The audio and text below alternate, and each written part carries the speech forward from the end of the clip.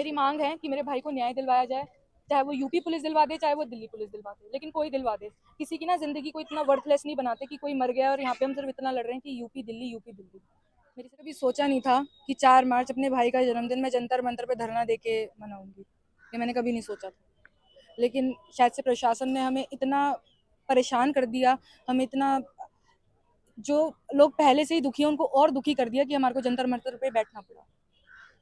क्या कारण है ये? अब तक क्या ये मृत्यु सुलझी नहीं? कहाँ सरकार की निग्लिजेंसी है? क्या है? किस तरीके से? 3 महीने हो गए, 3 दिसंबर को वो गया था और आज कितनी तारीख है?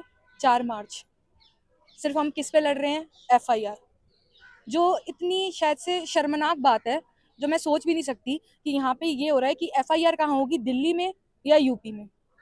इनको किसी से कोई लेना देना नहीं है। मेरे को लगता नहीं है कि पुलिस वालों के बस की भी ये काम करना। जो 3 महीने में नहीं कर पाए वो FIR करके भी कितना टाइम में कर लेंगे।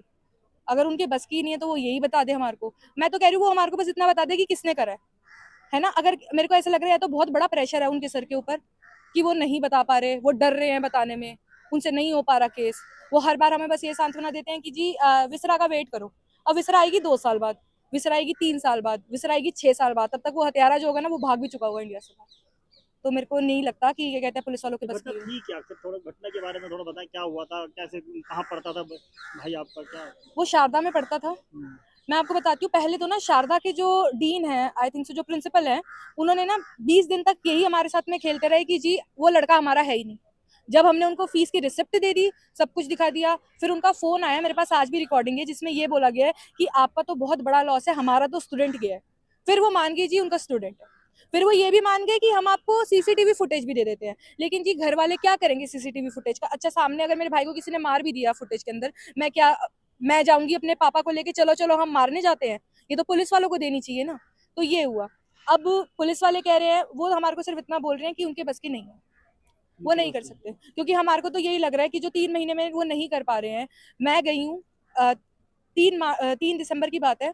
मैं गई हूँ रात को, हम सारे के सारे गए जहाँ पे हमें हर्ष की लोकेशन मिली, क्योंकि आज तक कभी ऐसा नहीं हुआ कि वो 4 बजे से जरा सा भी लेट हुआ है।